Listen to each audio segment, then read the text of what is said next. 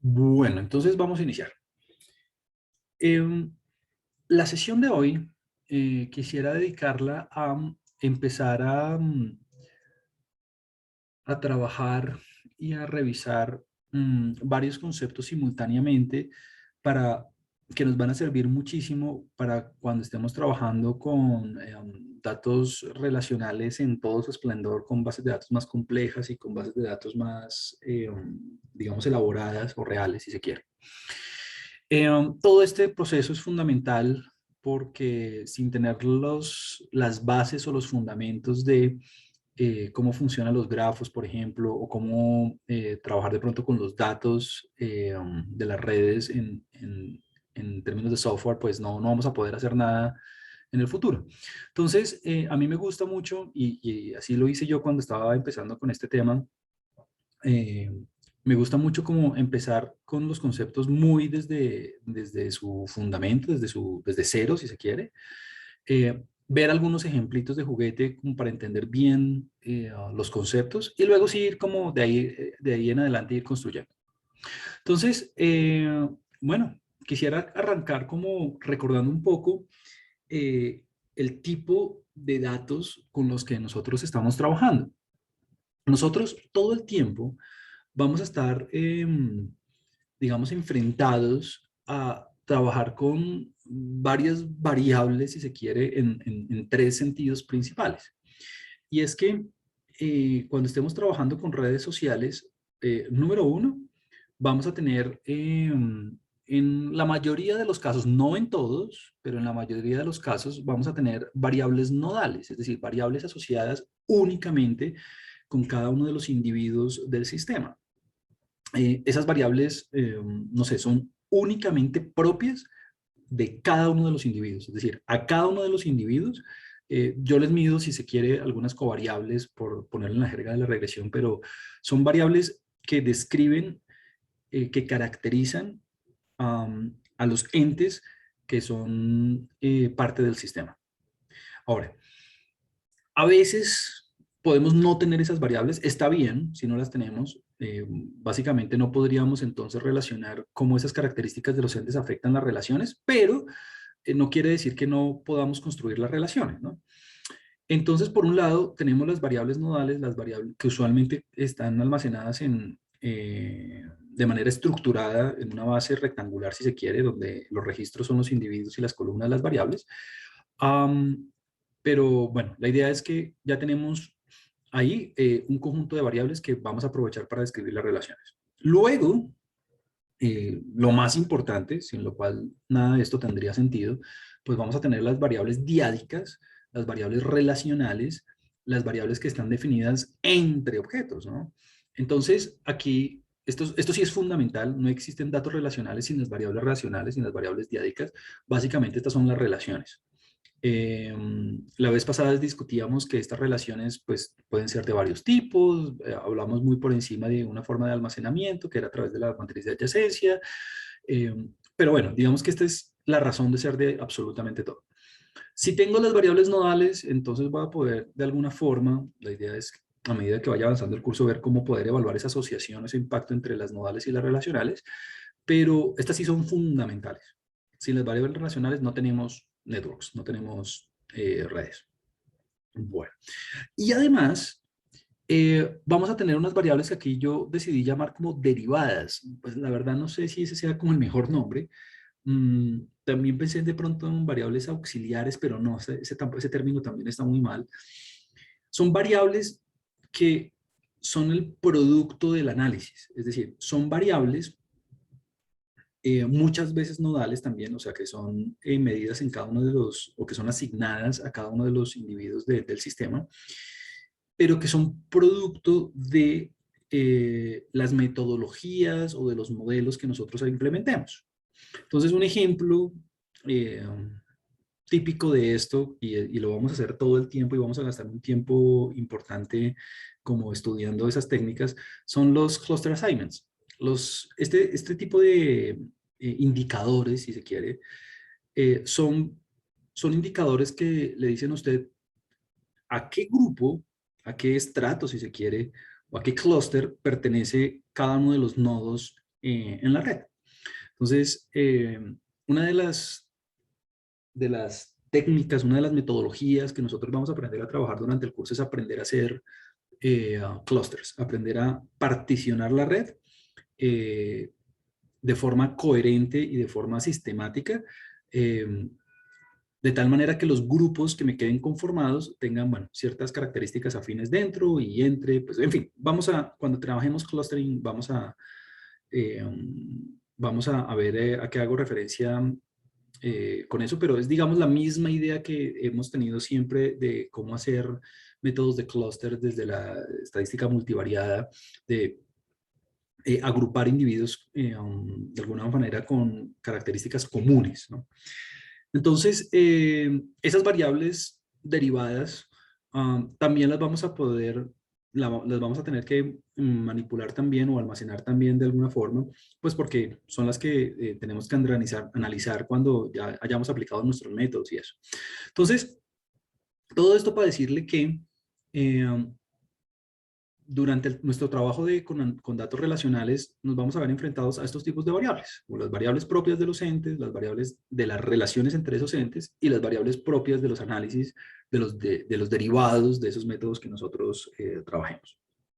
Ahora, eh, parte de, eh, um, parte de esta introducción es pensar en dos cosas.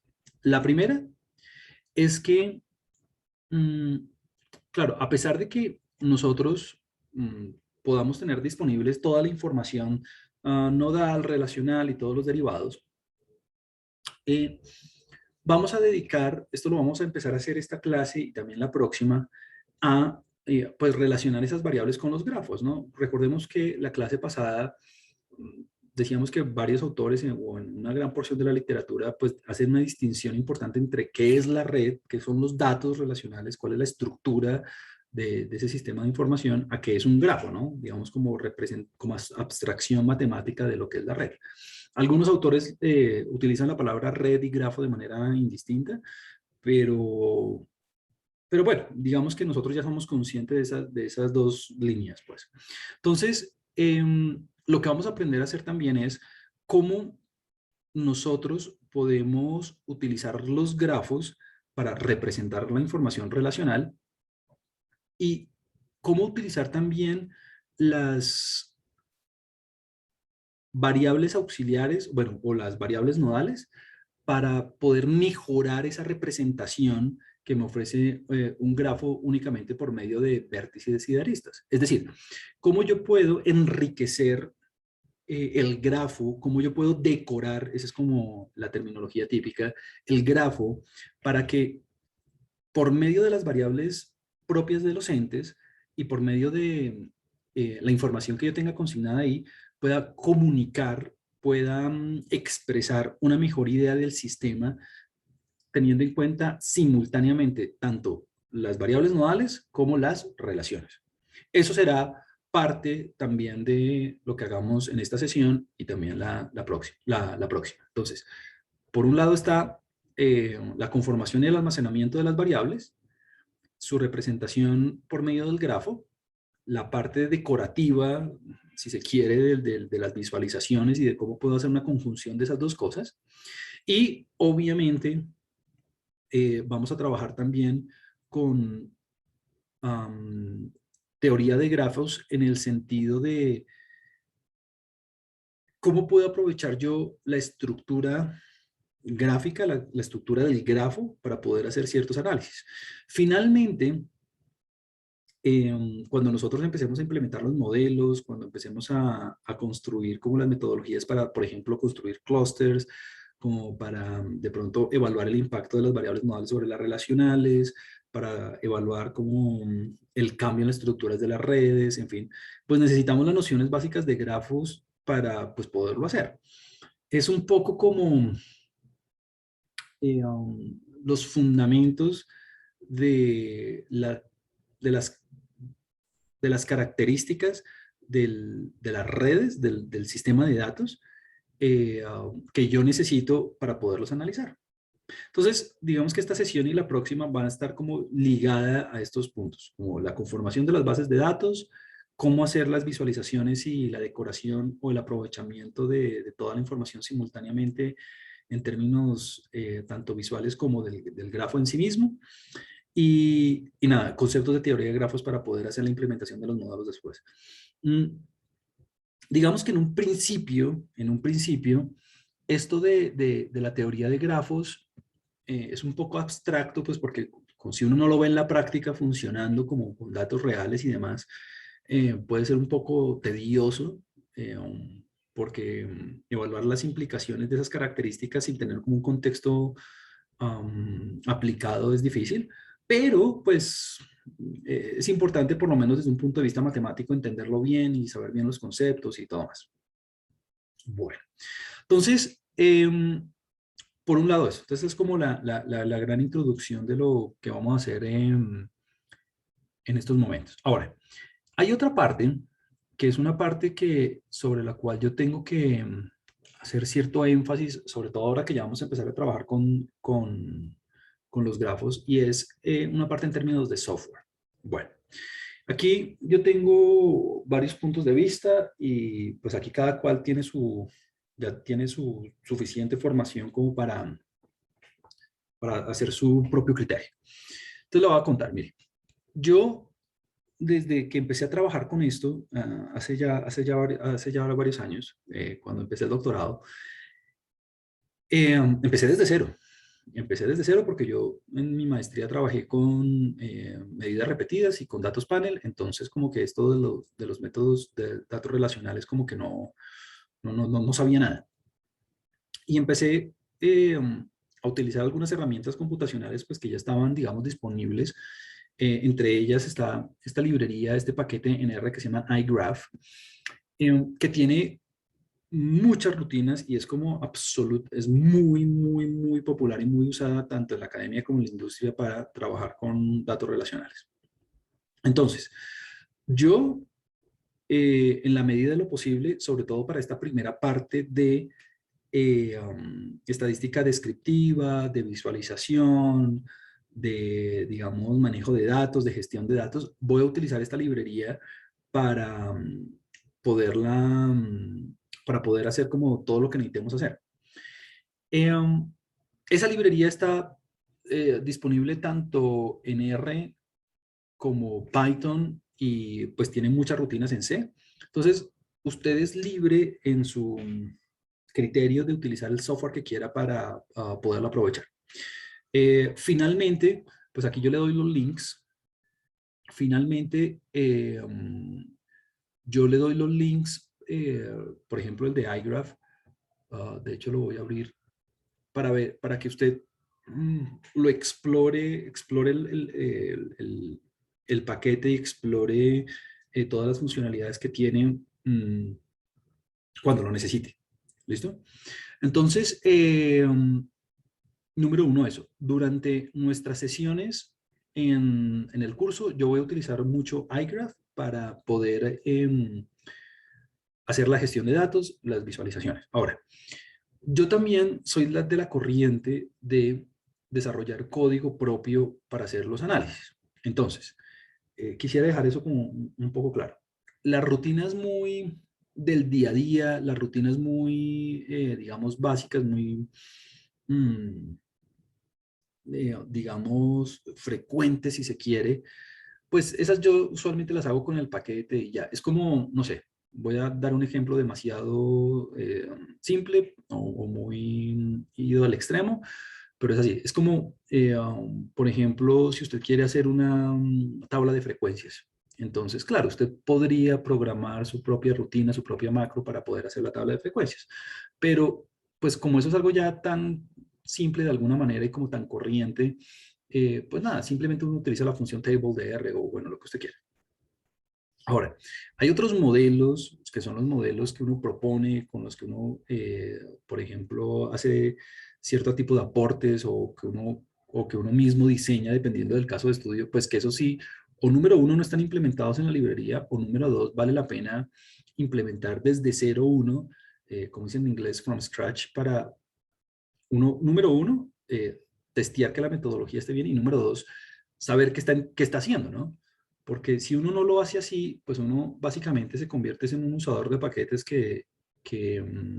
y no entiende como el trasfondo del modelo, el trasfondo del clustering, por ejemplo, el trasfondo de lo que está haciendo. Entonces, por lo menos yo en la parte de la estadística descriptiva y en la parte de la visualización, yo soy muy pro paquetes. Son cosas tan frecuentes y tan, digamos, ya eh, estudiadas, implementadas desde hace mucho tiempo en el computer science que básicamente las vamos a aprovechar. Pero habrá algunas otras que nosotros sí haremos desde cero y nosotros mismos haremos la programación y eso nos dará muchas virtudes en términos de desarrollo como de entendimiento de lo que estamos haciendo. Entonces, aquí yo le doy unos links para que usted los explore cuando estemos haciendo las técnicas que vayamos a hacer en términos de visualización y de descripción. Digamos que no, en esta parte sobre todo no quiero como hacer énfasis tanto en el manejo del paquete, ¿no? Pues porque yo en este punto espero que usted sepa simplemente buscar y poder leer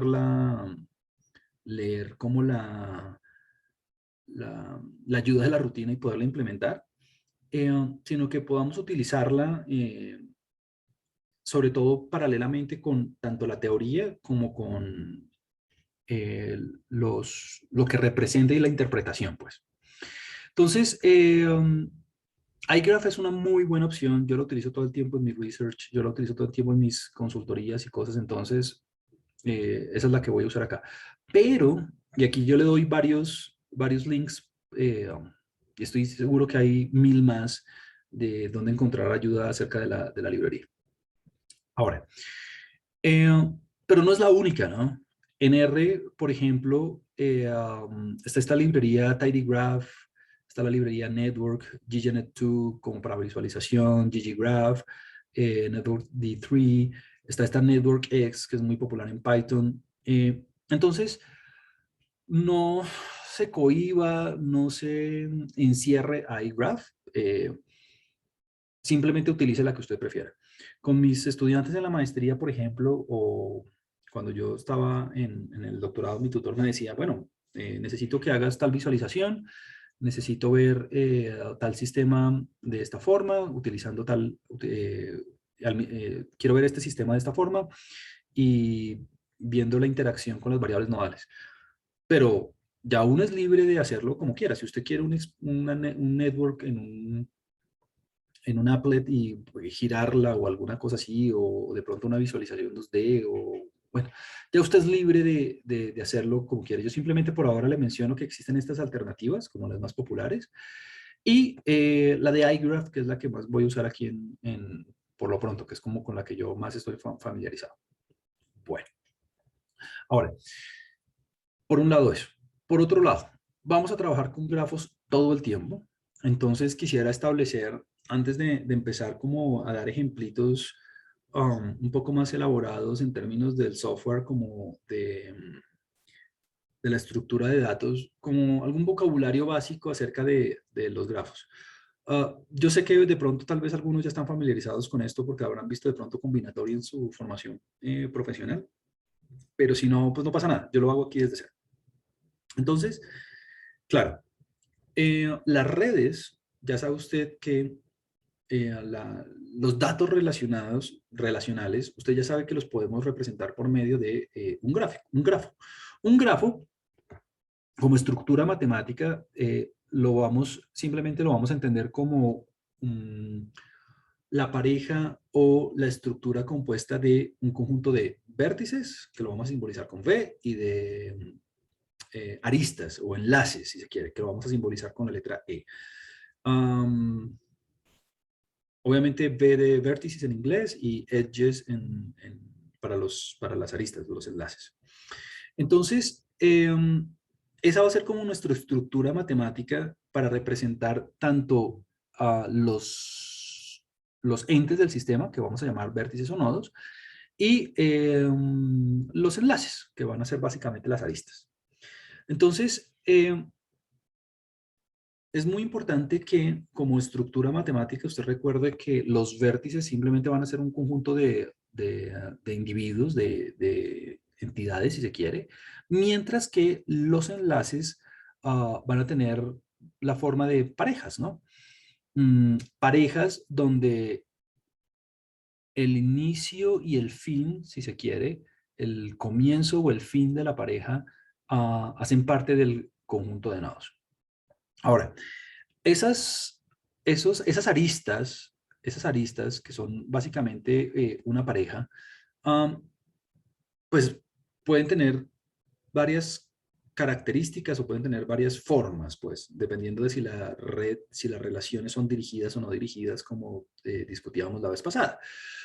Pero, pues bueno, por ahora simplemente piense en que el conjunto de aristas es un conjunto de parejas. Ya veremos cómo desglosamos un poco más las características. Ahora, mm, simplemente un par de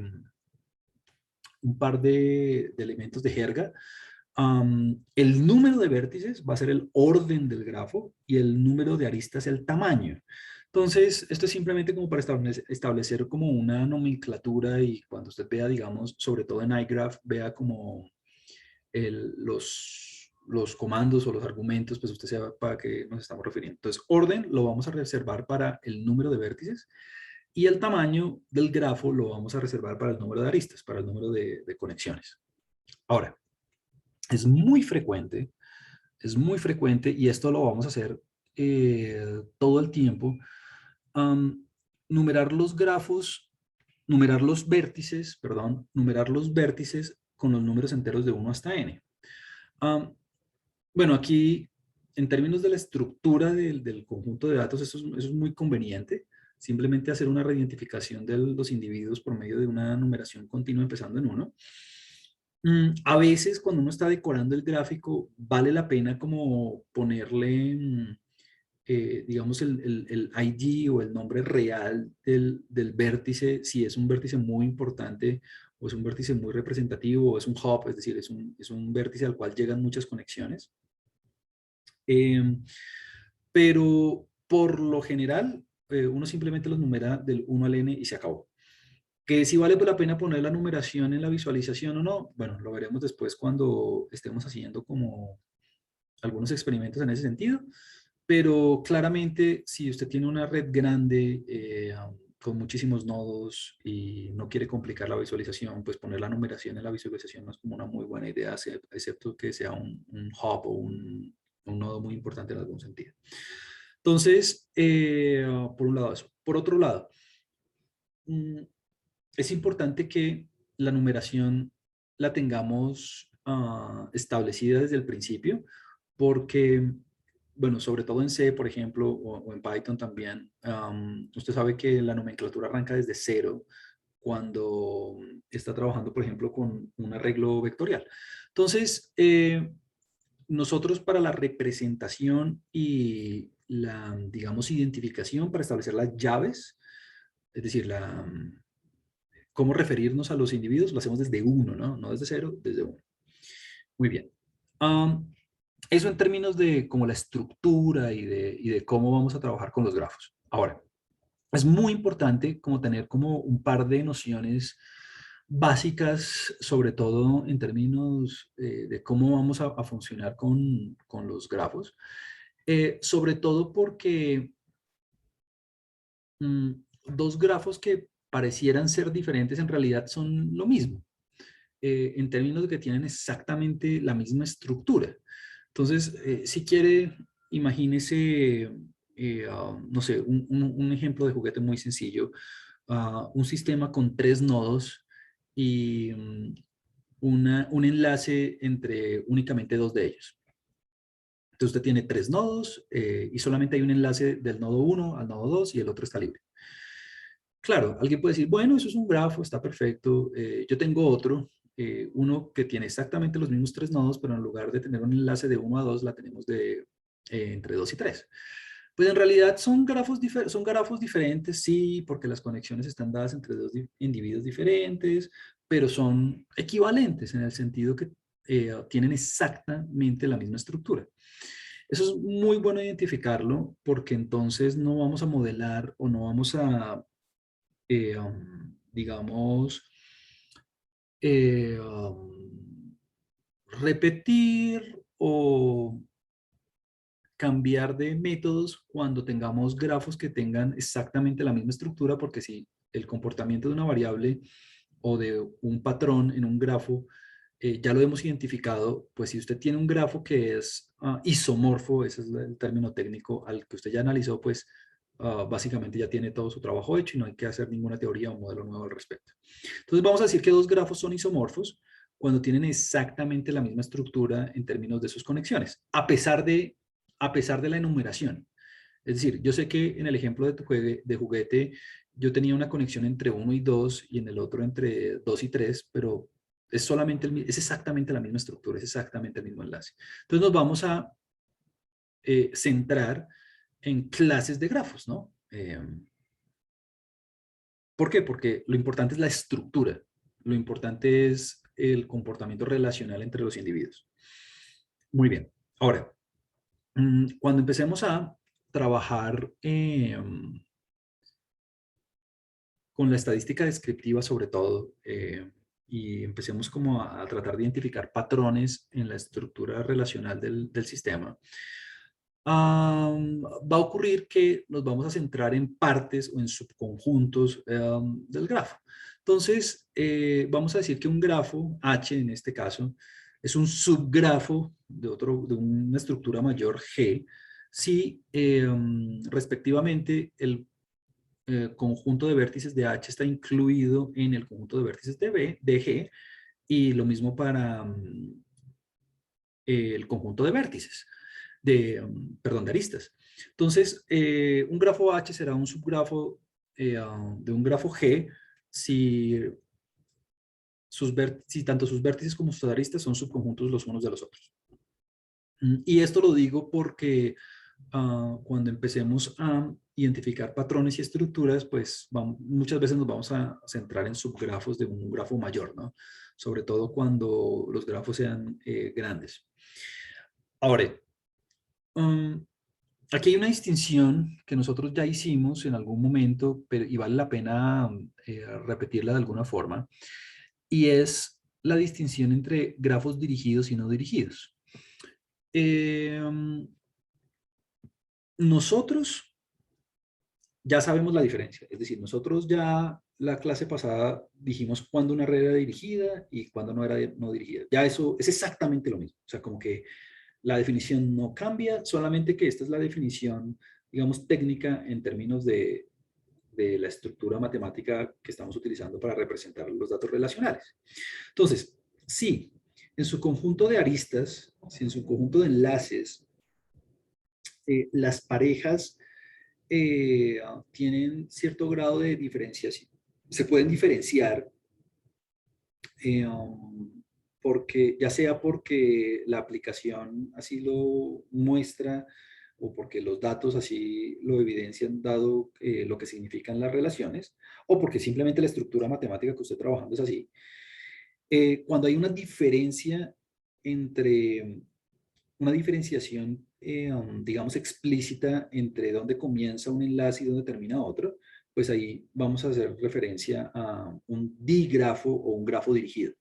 Entonces, yo utilizo las dos nociones de manera indistinta, como que los dos términos los utilizo de manera indistinta, digrafo o grafo dirigido. Y en caso contrario, cuando esa diferenciación, esa direccionalidad no existe, pues va a ser un grafo no dirigido. Entonces, en la literatura, por ejemplo, en el libro de Eric ocurre mucho así, o en el paper de Newman que le compartí la clase pasada, por defecto, como que en la jerga, en esto de los datos relacionales, por defecto, los grafos la palabra grafo hace referencia a un sistema no dirigido. O sea, por defecto, cuando usted escucha la palabra grafo, es porque no hay una direccionalidad en las aristas. En la literatura, si usted quiere referirse a a datos relacionales dirigidos, hay que ser explícito y decir grafo dirigido o digrafo, punto.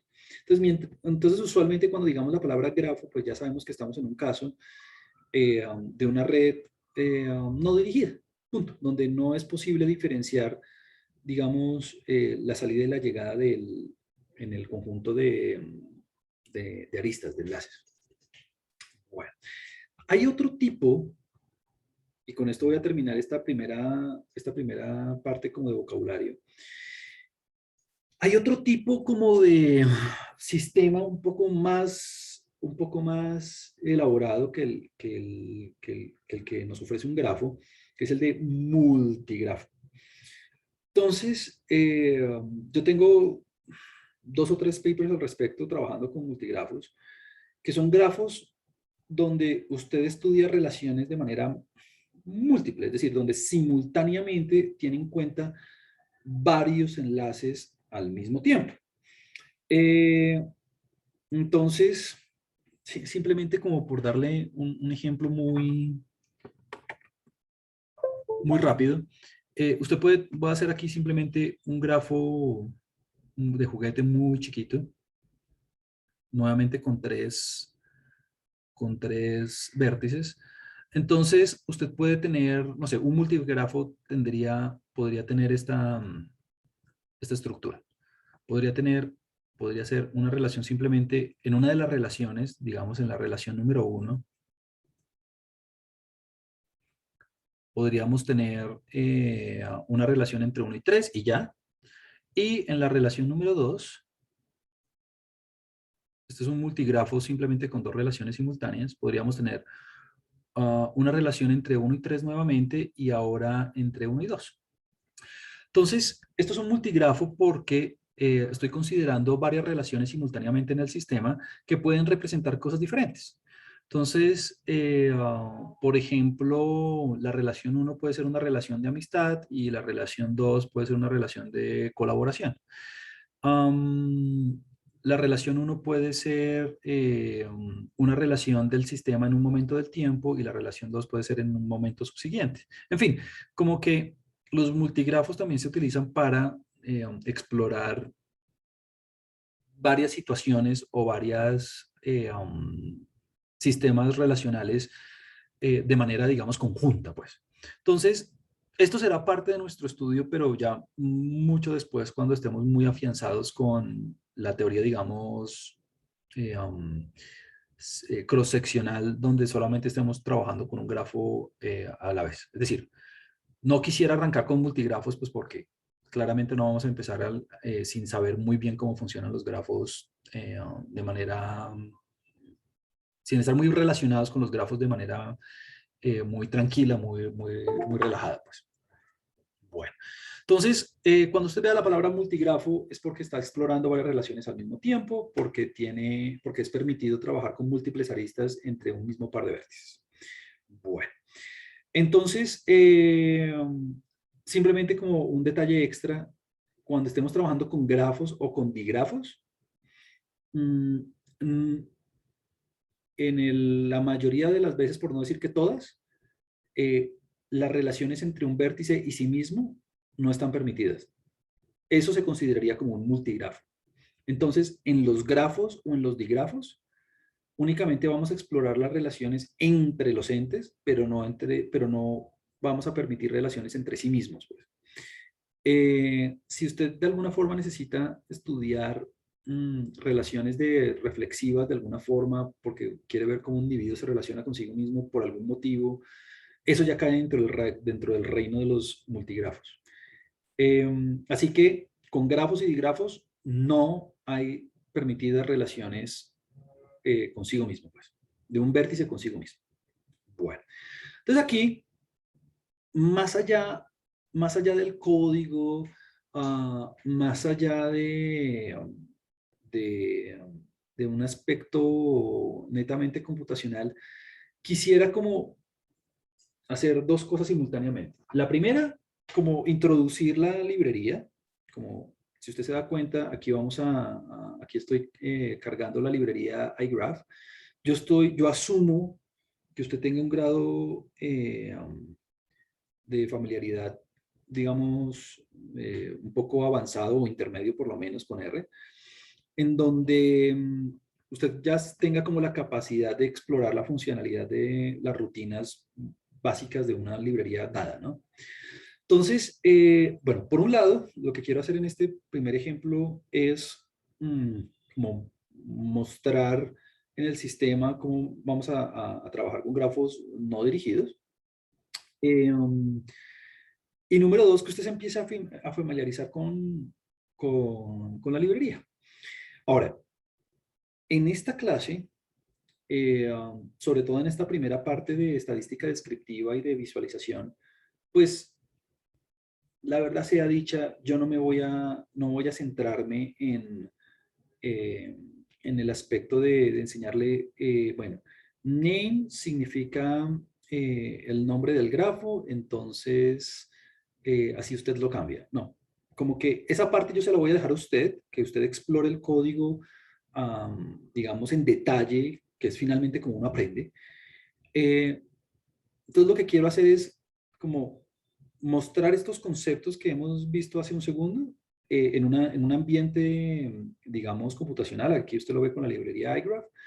Y simplemente los vea reflejados en el sistema y en la librería, pues.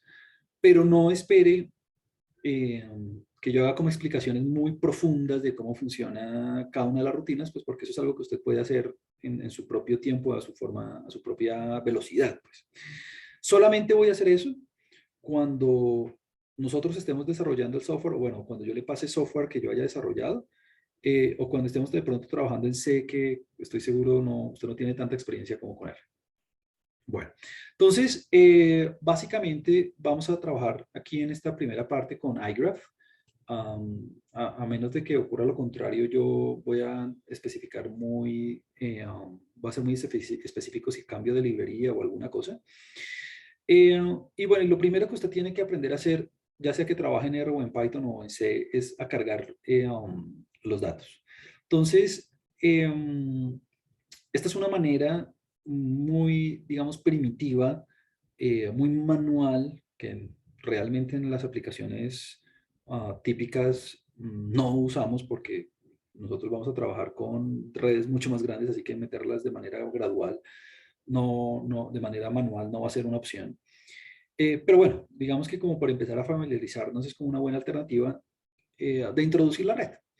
Entonces, simplemente en términos de software quisiera hacer dos aclaraciones. La primera es, eh, bueno, ya la hice, esta es la manera manual de introducirla, esta es la manera en que usted va a introducir una red no dirigida, aquí simplemente le estoy cambiando el nombre al objeto.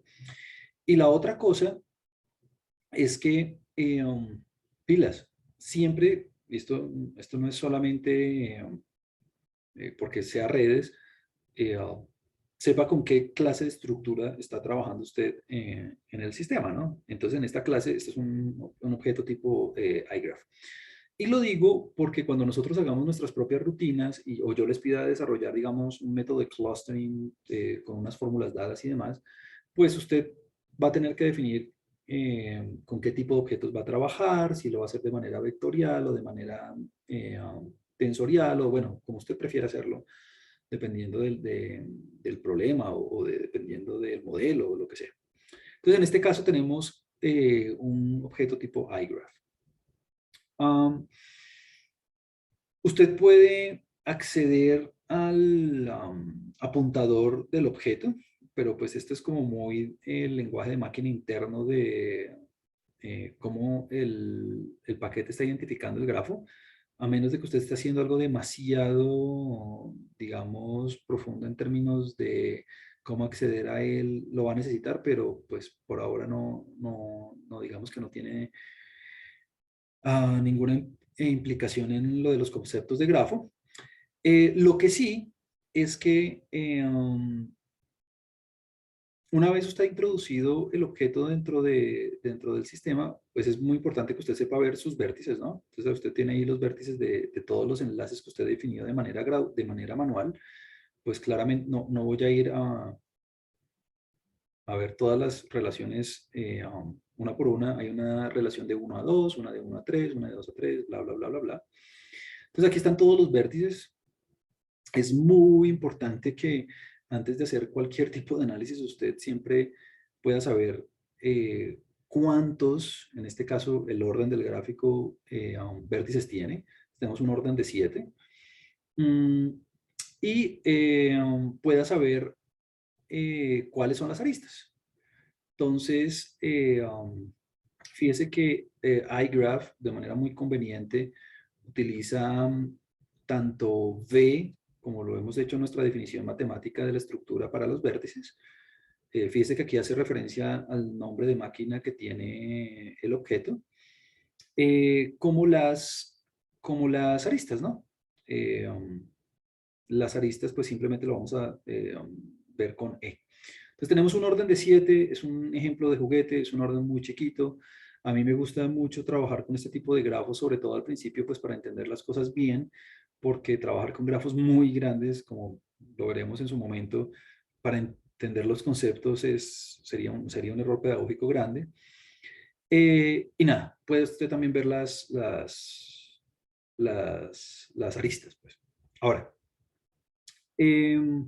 este es un grafo no dirigido. Si usted se da cuenta, no hay una direccionalidad implícita cuando nosotros introdujimos los datos. Nosotros simplemente dijimos que había, había un enlace entre 1 y 2, entre 1 y 3, pero nunca especificamos como ninguna direccionalidad en el momento de hacer la definición.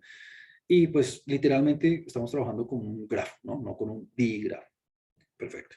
Entonces, nada, usted puede visualizar como las aristas. Obviamente en redes grandes esto no tiene mucha gracia, pues porque imagínese la cantidad de líneas que le va a salir si usted lo tratara de visualizar. Podemos ver el tamaño del grafo y count le va a decir a usted cuántos, el tamaño del grafo. Esto sí es muy importante verlo siempre. Estos ya son dos estadísticas que usted siempre tiene que calcular cuando está haciendo un análisis de datos, saber cuántos vértices tiene y cuántas aristas tiene. Y bueno, puede ver también varios formatos de cómo ver las aristas. Esto es como muy reminiscente del diagrama de tallos y hojas de Tukey, pero la verdad sea dicha, yo utilizo muy poco este tipo de representaciones. Aquí usted lo puede ver con print all. Lo utilizo muy poco porque con redes más bien grandes, pues esto no tiene, digamos, mucha utilidad en términos de la información que usted puede aprender de ver el grafo de esa forma. Para redes, digamos, pequeñas y moderadas, esta representación es muy útil, pues porque usted puede ver, digamos, dónde hay como una acumulación de, um, de aristas, ¿no? Por ejemplo, usted ve aquí que 4 es como el vértice más popular, 2, 3, 5 y 6 también son dos vértices populares y los menos populares son 1 y 7. Bueno, ya el concepto de popularidad lo vamos a definir formalmente enseguida. Otro concepto muy importante que ya habíamos trabajado en la clase pasada era el de si una red era ponderada o no. Entonces, computacionalmente conviene mucho tener una rutina que lo haga por usted. Entonces, fíjese que estas son rutinas, por ejemplo, esta de isWeighted, son rutinas que vale la pena utilizar desde el paquete directamente y no gastarle tanto tiempo uno haciendo su propia rutina. Claro, nosotros de alguna forma podríamos ponernos en la tarea ardua de programar nuestra propia función para ver si es pesada o no la red. Pero es como, de alguna forma, no sé, ponernos a programar el max, ¿no? El máximo, cómo calcular el máximo. Sí, nosotros podríamos ponernos a ver los algoritmos para calcular el máximo en una serie de datos, pero digamos que ese no es el centro en este momento. Entonces, ese tipo de rutinitas chiquitas las vamos a aprovechar tanto como podamos. Es un gráfico simple, claro. Este es un grafo simple, esto no es un multigrafo. Eh, Recuerde que en los multigrafos usted va a tener, digamos, repetición de aristas entre dos vértices cualesquiera, porque tiene múltiples relaciones. Entonces, este es un grafo simple, perfecto. Y algo que vamos a empezar a explorar desde ahora es la visualización. Entonces, esta es una forma muy, la expresión en inglés es naive de hacer la representación. Entonces, creo que no se alcanza a ver. Voy a darle un poquito menos de zoom. Ahí está. Oh, listo. Simplemente con la rutina plot, usted puede graficar, hacer el grafo, puede hacer una visualización del grafo, pero la verdad es que esta es la visualización más, ¿cómo decirlo? ¿Cómo decirlo? Como más ingenua, como más relajada, porque, pues, número uno, eh, bueno, esta es una red muy chiquita, es una red de juguete, entonces no estamos explorando ningún algoritmo de visualización que permita desplegar la red de la manera más, de la manera más óptima. Número uno, eso. Número dos, no estamos incorporando ninguna información nodal en el sistema, entonces como que esa parte la estaríamos aprovechando. Igual no la tenemos, pero bueno. Y número tres, hay ciertos aspectos que usted podría, si quiere, cambiar, pero eso ya es de tipo más estético, pero que también pegan mucho. Um, Sobre todo con las redes más masivas, como, no sé, el color de los vértices, el grosor y el color de las aristas, en fin. Pero entonces mi punto es que ya con la rutina, con iGraph, usted se da cuenta que puede tanto ver como las estadísticas fundamentales del grafo, uh, tamaño, orden, si es pesada, si no es pesada, si es simple, si no es simple. Eh, Puede introducirlo, puede, digamos, almacenar la data en un objeto tipo iGraph y puede hacer una visualización. Entonces, con el tiempo, lo que vamos a hacer es empezar a mejorar 1000 veces este tipo de grafos, de representaciones, perdón. Ahora, aquí voy a darle un poquito más de zoom porque aquí ya voy a continuar. Aquí yo le pongo un enlace de iGraph donde están como todos los detalles acerca de, por ejemplo, de visualizaciones. Entonces, no es, repito, no voy a ir como al detalle de cómo ir argumento por argumento eh, para hacer las visualizaciones. Yo le voy a dar muchos ejemplos, pero esos ejemplos son ejemplos que yo sentándome y googleando he hecho de cómo aprovechar las funcionalidades. Yo prefiero darle como esa tareita a usted de explorar, de exploración y de, ¿cómo se dice? Y de ensayo y error por dos razones. Número uno, porque es que uno así es que aprende a cacharrear con los paquetes, ¿no? Como que yo me puedo sentar a decirle, vea, con TK-Plot, usted puede hacer, con TK-Plot, usted puede hacer gráficos 2D interactivos. Con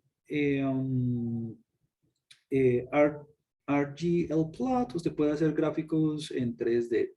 Con eso en últimas no sirve para nada, pues porque usted se la va a olvidar en los 15 segundos después. Lo que sirve es uno mismo empezar a explorar y a manipular y a tratar de hacerlo.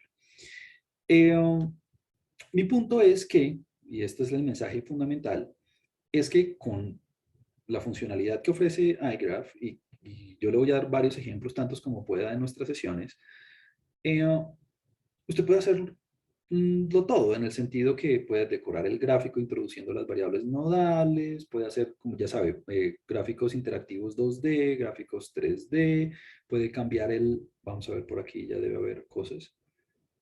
Perdón. Puede cambiar el tamaño de los vértices, icon size, puede cambiar, por ejemplo, el color de los vértices, puede cambiar los labels los bordes, los frames de los vértices, puede la forma, puede utilizar círculos, cuadrados, bueno, como que usted ya puede aquí aprovechar todo lo que tenga en términos de funcionalidades gráficas, pues. Y las exploraremos poco a poco. De hecho, tengo una clase preparada completa de únicamente visualización. Bueno, entonces, mi gran punto es poder utilizar iGraph para explorar los conceptos de teoría de grafos que vayamos viendo poquito a poco. Perfecto. Entonces, ¿cómo no estudiar esto? Poniéndose a leer el manual sin ningún objetivo en mente, ¿no? Entonces, cuando ya le deje su primera sección de ejercicios, muy seguramente le voy a poner a hacer como a descargar alguna red y que usted mismo la grafique. Y bueno, como que no aprenda el código porque sí, simplemente con un caso, con un problema en particular, la idea es que usted explore estas cosas. Bueno, eh, y simplemente antes de ir a nuestro primer break, quisiera mencionarle que una vez usted ha definido el objeto, usted puede ponderarlo si el problema lo requiere. Aquí voy a crear una red ponderada artificialmente. Esta es la peor forma en términos de optimalidad computacional de crear un nuevo objeto en el sentido que no estamos optimizando recursos, pero bueno, lo discutiremos después. Entonces vamos a crear, mire, vamos a crear una nueva red, un nuevo grafo, debería decir, un nuevo objeto tipo iGraph, eh, que vamos a llamar WG. En este punto, WG es el mismo G. Entonces decía que estoy replicando el objeto, por eso no es óptimo esto. Pero bueno. Algo chévere es que usted le puede poner el peso a cada uno de las aristas que usted quiera en el sistema.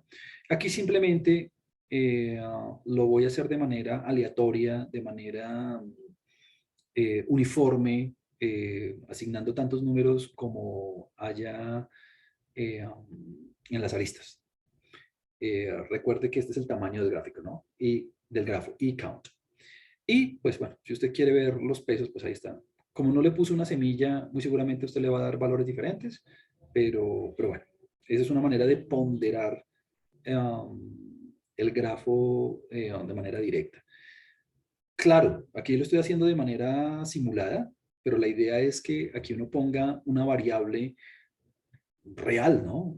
Por ejemplo, si yo estoy trabajando con agentes políticos y yo tengo los senadores, entonces yo quiero poner como pesos el número de proyectos de ley, el número de actividades legislativas que ambos actores políticos aprobaron simultáneamente. O si estoy trabajando en un ambiente social donde de colaboraciones, entonces el número de colaboraciones que hay entre dos individuos en el ambiente laboral que estoy estudiando. En fin, no, pues obviamente uno no, en un caso real, pues la idea es utilizar las variables propias del sistema para hacer las ponderaciones. Bueno, la red es ponderada, sí. Estos son el tipo de funcioncitas que yo creo que vale la pena seguir explorando. Entonces, bueno, en este punto, creo que es un buen momento para, antes de ver un ejemplo con redes dirigidas, quisiera que nos tomáramos un break de 7 minutos y continuamos. Entonces, ya nos vemos. Bueno, bienvenidos de vuelta. Entonces, nada, vamos ahora, ya hicimos como un ejemplo muy sencillo, muy de juguete, de cómo calcular un par de estadísticas y de cómo introducir con una librería especializada una red pequeña. Vamos a hacer ahora lo mismo, pero con el caso dirigido. Entonces, esto simplemente como primer acercamiento de la manipulación de los datos del objeto en R, en este caso. Recuerde que la librería tiene su extensión en Python también, pues si lo quiere hacer en Python. Entonces, bueno, la red dirigida, usted ya sabe que tiene direccionalidad, vamos a trabajar con un digrafo, pero entonces ahora lo único que usted tiene que tener en cuenta, en este caso tan chiquitico, es que la direccionalidad usted la va a incluir cuando introduzca las relaciones directamente. Entonces, usted se da cuenta que la notación es diferente. Ahora, cuando lo hagamos por medio de un archivo de texto externo o por medio de un archivo que tengamos que importar, ya veremos en su momento cómo lo hagamos. Y lo digo porque pues va a ser en los casos de estudio y en el análisis de datos, de data real que vamos a hacer, pues va a ser el caso. Sea la red dirigida o no dirigida, en este caso el objeto se llama DG de digrafo, pues. Siempre es bueno por lo menos darse una idea de, bueno, cuáles son las aristas. Usted se da cuenta, mire que ahora la representación es diferente, ¿no? Porque ahora hay una arista de 1 a 2, hay una de 1 a 3, una de 2 a 3 y una de 3 a 2. Es decir, no necesariamente una relación tiene que ir en ida y vuelta. Eh, usted puede acceder, usted puede acceder a las etiquetas, a los labels eh, de los vértices utilizando name. Y claro, esto pareciera ser un poco, digamos, tonto en un inicio, pero la verdad es que es fundamental, sobre todo cuando estemos haciendo ejercicios de clustering. Me explico. Muchas veces, dependiendo de cuáles sean los atributos de los vértices y de cómo estén hechas las relaciones, es posible identificar eh, grupos de vértices, coaliciones de vértices que tienen, digamos, ciertas características en común. Entonces, a veces es bueno cambiarle el nombre a los vértices dependiendo del grupo al cual pertenecen, poniéndole el label del grupo al cual pertenece. Entonces, esa es como la motivación detrás de este primer mini ejemplo. Usted también puede agregar atributos. Entonces, mire que aquí estoy agregando un atributo nuevo donde estoy diciendo cuál es el género del individuo. Entonces, masculino, femenino, masculino. O bueno, o con la codificación que usted prefiere. Y mire entonces que ahora las aristas le van a quedar definidas diferentes dentro del objeto de iGraph. Y, y nada, pues usted también puede hacer la misma representación visual. Esta no es la clase de visualización. La clase de visualización va a ser la próxima, así que este es un plot muy ingenuo al respecto, donde lo único que hice raro fue aumentar el size, el tamaño de cada uno de los vértices para que los labels se vieran un poco mejor. Entonces, mi primera observación, mi primera sugerencia con este ejemplo es que empiece a explorar los grafos, así sean pequeñitos, en el sistema. Ahorita a continuación vamos a ver muchos otros ejemplos, sobre todo para entender algunos elementos fundamentales de grafos. Y usted puede jugar con esas redes pequeñitas de esa manera para que aprenda cómo a familiarizarse, ya sea que vaya a utilizar iGraph o vaya a utilizar GGNet2 o lo que usted quiera con las redes así sean pequeñitas. Bueno, y en ese sentido, pues también puede hacer multigrafos. Pues la verdad es que los multigrafos no los vamos a trabajar sino hasta más avanzado el curso. Eh, y usted los puede definir simplemente, existe esta funcionalidad de Edge en las que usted puede coger un grafo y agregarle tantos aristas o tantos enlaces como usted quiera. Simplemente estoy agregando dos enlaces nuevos. Eh, si usted se da cuenta, mire que en G, entonces, ¿qué estoy haciendo? A G le estoy añadiendo estos dos nuevos enlaces, 2, 3 y 5, 6. Pero mire lo importante. Lo importante es que ahora 2 tiene 3 repetido 2 veces, porque ahora es un multigrafo. Y lo mismo pasó aquí con 5. 5 ahora tiene pues las dos conexiones con 6 y bueno, 6 con 5 también, ¿no? Es decir, le dimos un poco más de popularidad a esos dos vértices. Es decir, estamos en la presencia de un multigrafo. Obviamente, si yo le voy a decir, este grafo es simple, me va a decir que no es simple.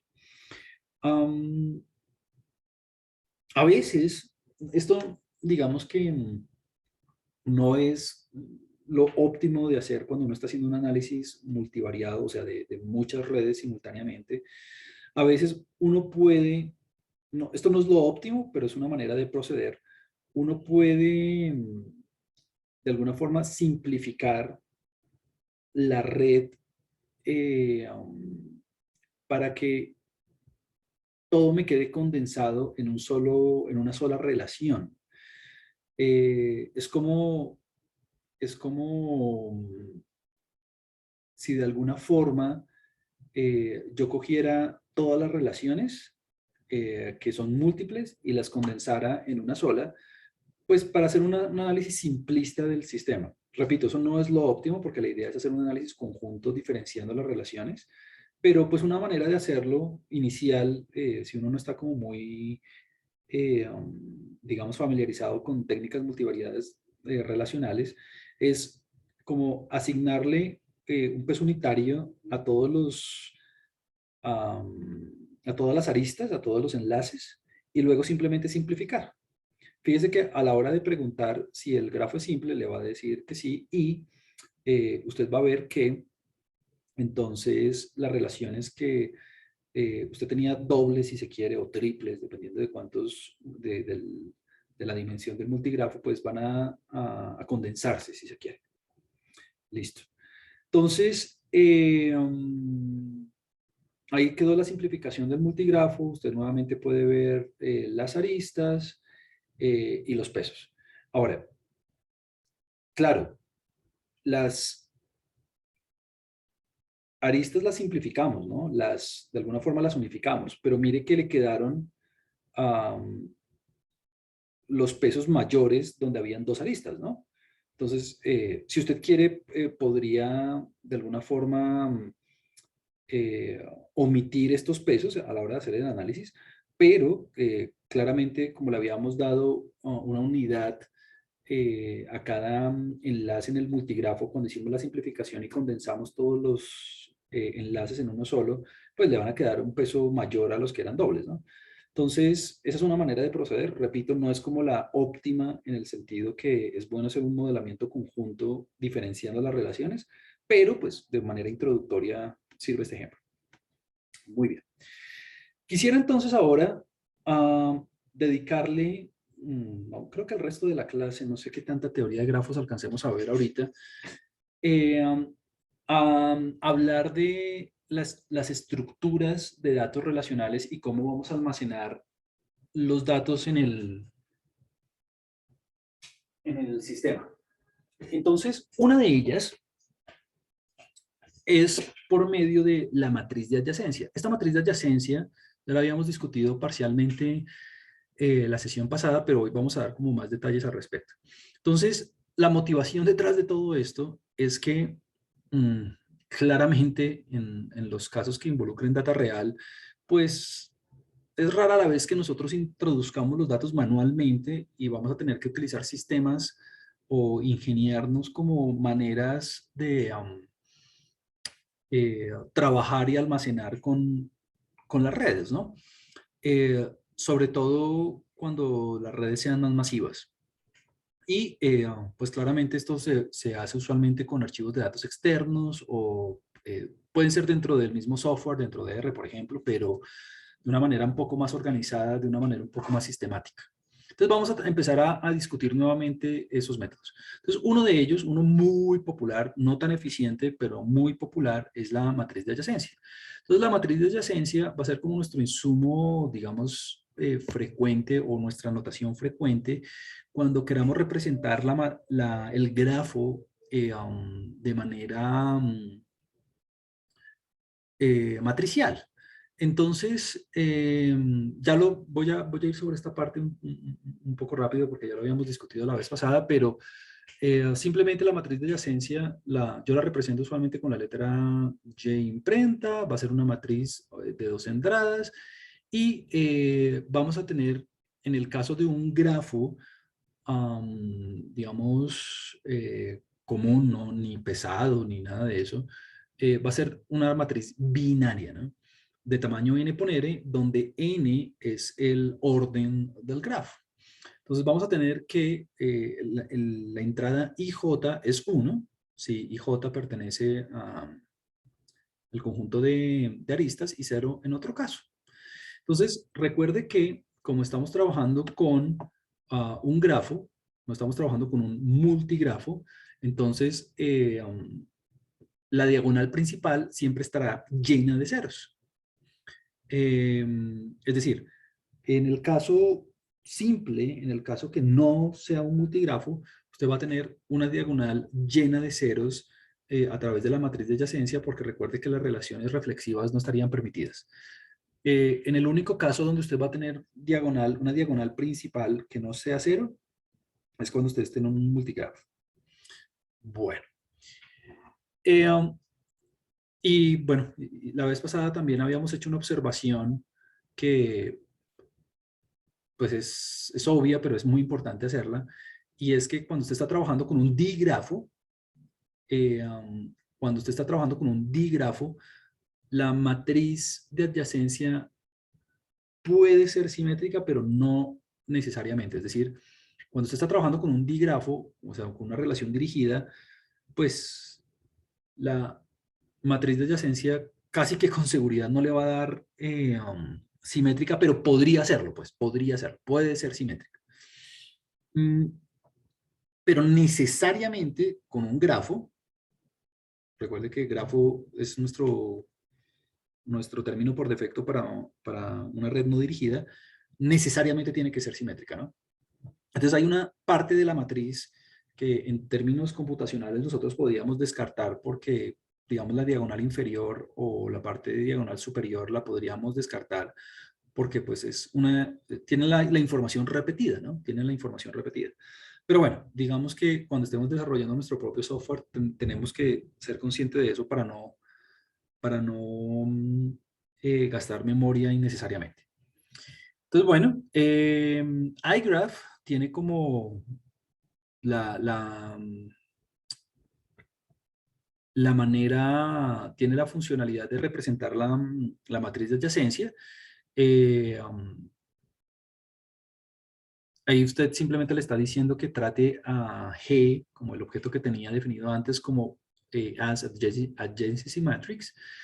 Adjacency matrix es la expresión. Y bueno, pues usted la ve ahí, ¿no? Esa es una matriz simétrica, necesariamente simétrica porque está trabajando con un grafo. Y la tiene ahí disponible, sobre todo porque en términos algebraicos después va a ser fundamental cuando estemos calculando las medidas de centralidad, por ejemplo. Ahora, yo usualmente, como les voy a pedir en algún momento implementar algunas rutinas, que ustedes mismos desarrollen algunas rutinas, pues yo usualmente a veces cambio de formato un poco esa matriz y la paso a formato array en R, simplemente para cambiar el tipo de objeto, pues. Y mire que le queda exactamente lo mismo, pero entonces le queda un formato tipo array, ¿no?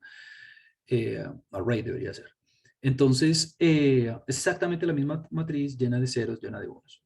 A veces también, sobre todo cuando vayamos a trabajar en C, yo usualmente no trabajo con ceros y unos, sino trabajo en lugar de uno, trabajo con booleanos, o sea, con true, y en lugar de ceros con zero. Entonces, con false, perdón. Entonces, es como para, digamos, trabajar con elementos, con puntos, de pronto que puedan optimizar el trabajo con el objeto, digamos, grande, pues. O usted puede trabajar simplemente con la versión vectorizada. A mí me gusta mucho más trabajar con la versión vectorizada porque fíjese que estoy descartando la diagonal, en este caso estoy descartando la diagonal superior y únicamente me estoy quedando con la diagonal inferior. Si usted se da cuenta, lo que estoy haciendo es coger la diagonal inferior, ahí dice lower, la diagonal inferior de la matriz y la estamos poniendo de forma consecutiva sin los ceros estructurales. O sea, nos estamos ahorrando un montón de espacio eh, cuando la vayamos a grabar o la vayamos a procesar o alguna cosa. Entonces, si usted se da cuenta, mire, estamos cogiendo, estoy viendo la primera columna de la matriz. Entonces usted tiene 1, 1, 4 ceros. Entonces usted tiene aquí 1, 1, 4 ceros. Luego viene la segunda columna. Entonces viene debajo del cero estructural 1, 1, 3 ceros. Entonces ahí usted lo ve. 1, 1, 3 ceros. Luego viene la tercera columna. Entonces viene luego debajo del cero estructural 0, 1 y 2 ceros. Entonces viene 0, 1 y 2 ceros. Bueno, etcétera, etcétera, etcétera, etcétera. Entonces, esta es una manera mucho más eficiente de almacenar la data y la verdad es que, ¿cuál utilizar? Pues bueno, depende mucho también del problema, ¿no? Porque si usted está trabajando con una red que es moderadamente, que es pequeña o, no sé, tenga usted, por ejemplo, 50 nodos, 100 nodos, pues, bueno, ya con las RAMs de hoy en día de 8 gigas o 16 gigas o 32, pues, si usted decide trabajar con la matriz completa, pues, bueno, eso no le va a hacer casi que ni cosquillas al computador. Pero si en lugar de eso, usted tiene una red de 1000 nodos, donde usted ya va a tener 1 millón de posibilidades para las relaciones, bueno, contando los ceros estructurales, pues ahí sí ya esta alternativa de vectorización ya hace la diferencia, ¿no? Bueno, la verdad es que todo depende del tamaño de la red y como usted también se sienta más cómodo trabajando. Muy bien. Hay otra manera, de pronto un poquito más eficiente, de introducir los datos y es por medio de lo que yo he traducido al español como matriz de aristas. Perdón. Matriz de aristas. Listo. Donde la presentación de los datos, la presentación de las relaciones, lo hacemos a través de simplemente de un arreglo de una matriz de 2 columnas. Donde usted en la primera columna pone el vértice de salida y en la segunda los vértices de salida y en la segunda columna pone eh, um, los vértices de llegada. Entonces, donde llegan las relaciones. Entonces es como otra manera alternativa de hacerlo. Se la presento porque a veces, dependiendo del repositorio donde usted esté descargando los datos, puede haber como una forma o la otra. A veces se utiliza esta forma de aristas o a veces la matriz de adyacencia. Todo depende. Hay muchas formas de almacenar los datos, entonces es bueno estar familiarizadas con todos. Entonces, en ese sentido, pues bueno, recuerde cómo nosotros teníamos nuestro grafo de juguete, el primero que hicimos, que tenía 7 vértices, que era de orden 7, y teníamos 10, tamaño 10. Entonces aquí usted lo veía, fue el primer grafo que definimos manualmente, un grafo chiquito de juguete para ver cómo era que funcionaba. Entonces, si usted quisiera definir la matriz de, si usted quisiera definir la matriz de aristas, pues simplemente tiene que poner en la primera columna donde parten las conexiones y la segunda donde llega. Entonces, en el caso de una red no dirigida, pues en realidad es muy sencillo, porque, bueno, aquí yo lo hice muy manualmente, porque lo único que tiene que hacer es introducir fila por fila cada una de estas componentes. Entonces, si se da cuenta, la primera relación era 1, 2, entonces aquí usted la tiene, 1, 2, la siguiente relación era 1, 3, entonces aquí usted la tiene, 1, 3, la siguiente era 2, 3, entonces usted la tiene aquí, 2, 3, bueno, etcétera, etcétera, etcétera. O sea que le va a quedar una matriz de tamaño 10 por 2. Entonces, necesariamente la matriz de aristas siempre le va a quedar con tantas filas como conexiones tenga usted en la red y con 2 columnas, ¿no? Bueno, en términos de la definición aquí medio manual que está hecha, fíjese que hay un doble ciclo, o sea, esto es una operación que tiene una complejidad computacional de orden 2, pero únicamente estoy utilizando la, a ver, únicamente estoy utilizando la matriz, la parte triangular superior, ¿no? Porque claro, mire que estoy haciendo el primer ciclo desde i hasta el i, lo estoy variando desde 1 hasta n-1, y la j desde i más 1 hasta n. O sea que esta es la parte superior de la matriz. Si usted quiere trabajar con la matriz diagonal inferior, lo puede hacer. Simplemente tiene que cambiar aquí la i, a ponerla desde 2 hasta n, y la j variarla desde 1 hasta i-1, ¿no? Y nada, y si hay una conexión, entonces simplemente le va pegando por debajo la pareja. Recuerde que el rbind es ir almacenando por debajo en el arreglo. Aquí lo hago con simplemente un testeo con uno, pero si usted tiene con booleanos la matriz de adyacencia, ni siquiera tiene que ponerse a hacer esta, esta operación, ¿no? Simplemente puede dejar dentro del paréntesis si es falso o verdadero. Por eso es que es conveniente trabajar a veces con booleanos en lugar de ceros y unos. Bueno, veamos un ejemplito un poquito, a ver, esto me lleva a la siguiente discusión. En la literatura de redes, esto de las redes ha sido estudiado en todo tipo de literatura, biología, economía, matemáticas con los grafos, ingeniería, medicina, epidemiología. O sea, como que esto tiene ejemplos y tiene casos en todas las áreas del conocimiento. Es decir, es muy difícil pensar en una en que no. Entonces, en todas esas ramas de la literatura hay redes, hay, digamos, datos relacionales que ya han sido estudiados tanto que ya se volvieron como conjuntos de datos estándar para probar metodologías. Uno de ellos, por ejemplo, es uno que en la librería Sand, que es la librería del libro de Eric, eh, uno de ellos es el conjunto de datos que vamos a denominar aquí la SEGA por la persona que publicó el estudio en su momento. Entonces, la SEGA es un conjunto, es uno de los conjuntos de datos que han sido golpeados hasta la muerte, por decirlo de alguna forma, porque les han testeado todas las metodologías que existen, de modelos probabilísticos, de modelos de clustering, de modelos, o sea, todos los modelos que usted se pueda imaginar lo han testeado en este conjunto de datos. Y este no es el único, ¿no?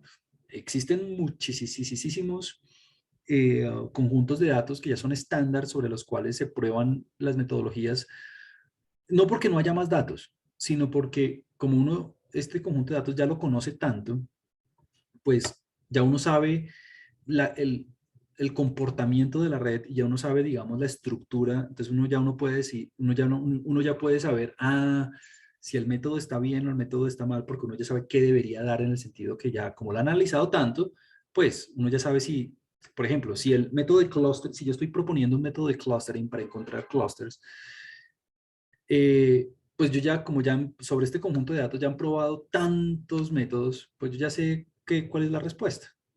Entonces, este es uno de esos conjuntos de datos que vamos a utilizar un montón para aprender y para testear algoritmos y para testear modelos.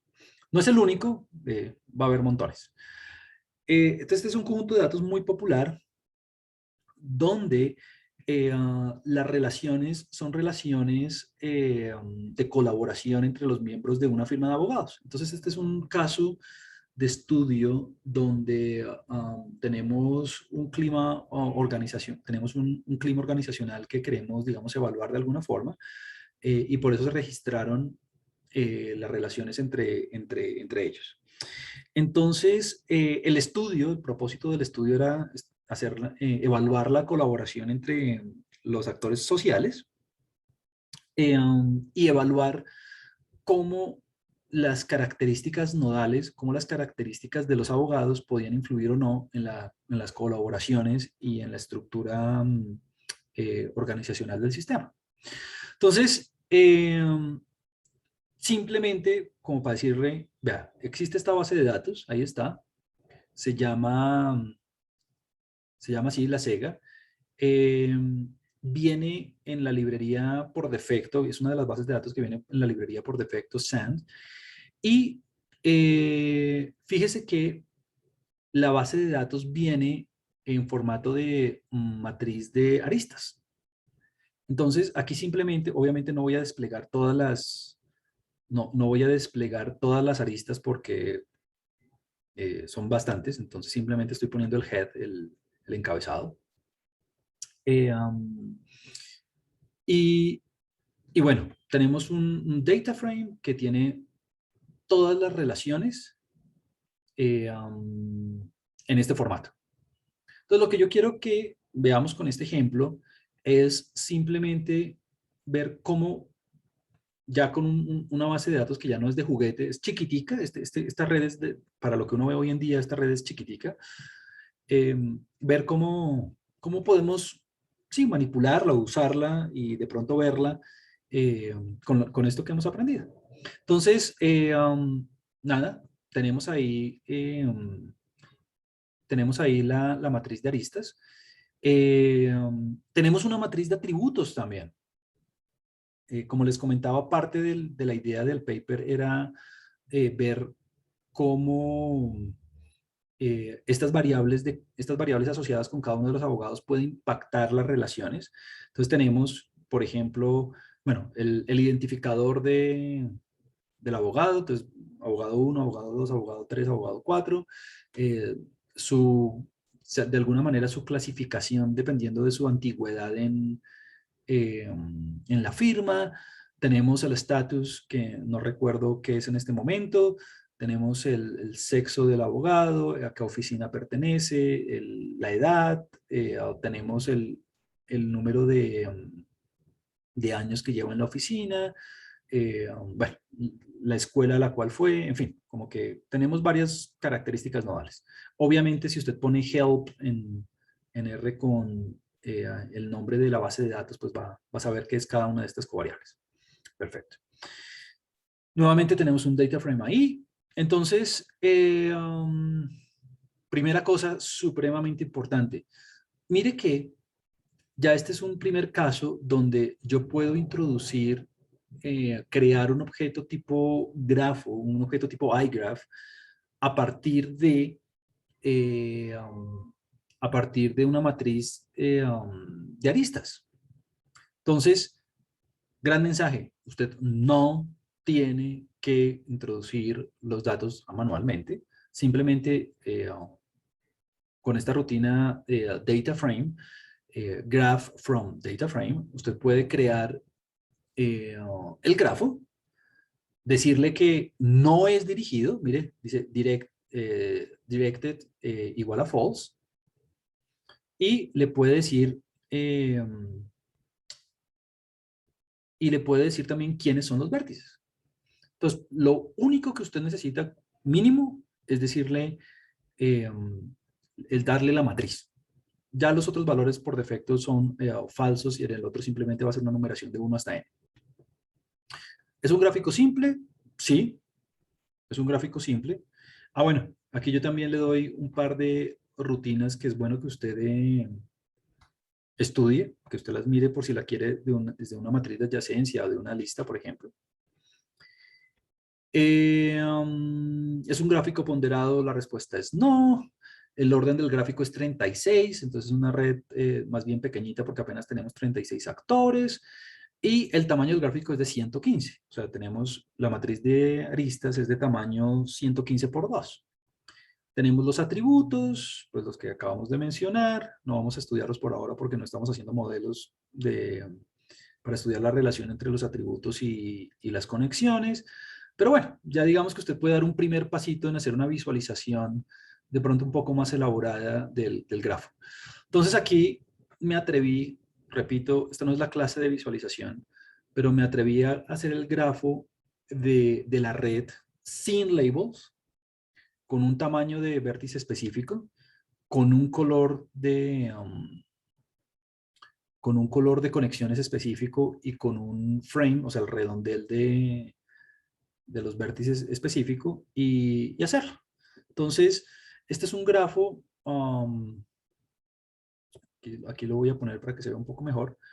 Este es como el grafo de este conjunto de datos, pero hay varias cosas que no están tan bien en este grafo. Número uno, estamos desperdiciando toda la información de los atributos, ¿no? Número uno eso.